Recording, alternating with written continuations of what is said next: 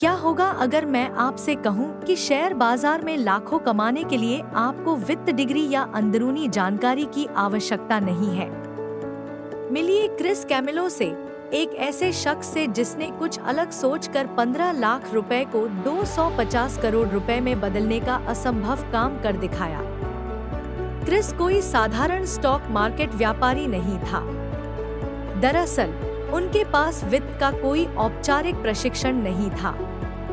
इसके बजाय वह एक साधारण व्यक्ति था जिसकी नजर रुझानों पर थी और भविष्यवाणी करने में माहिर था कि लोग आगे क्या खरीदेंगे। 2007 में क्रिस एक पेशेवर निवेशक नहीं था।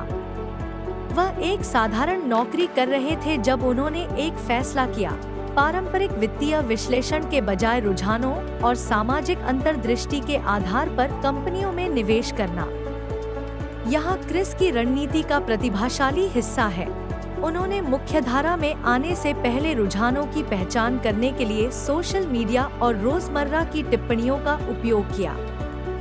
बैलेंस शीट पढ़ने के बजाय उन्होंने इस बात पर ध्यान दिया कि लोग ऑनलाइन किस बारे में बात कर रहे थे, वे कौन से ब्रांड पहन रहे थे और स्टोर से कौन से ब्रांड उड़ रहे थे।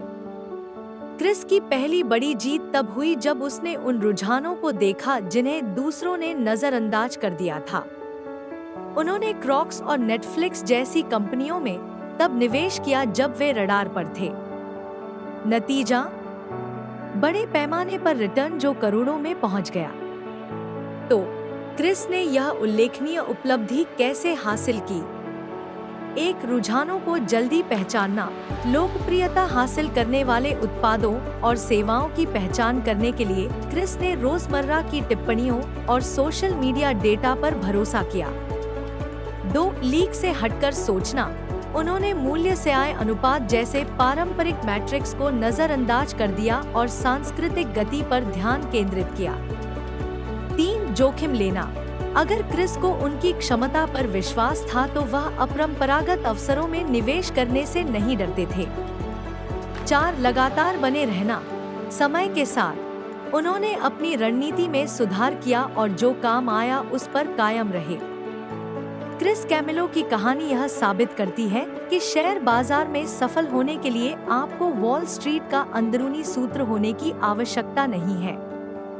अलग ढंग से सोचने, रुझानों का लाभ उठाने और जिज्ञासु बने रहने से उन्होंने एक मामूली निवेश को संपत्ति में बदल दिया और आप भी ऐसा कर सकते हैं। सवाल यह है, क्या आप अपने वित्तीय भविष्य का नियंत्रण लेने के लिए तैयार हैं? छोटी शुरुआत करें, बड़ा सोचें और सीखना कभी बंद न करें।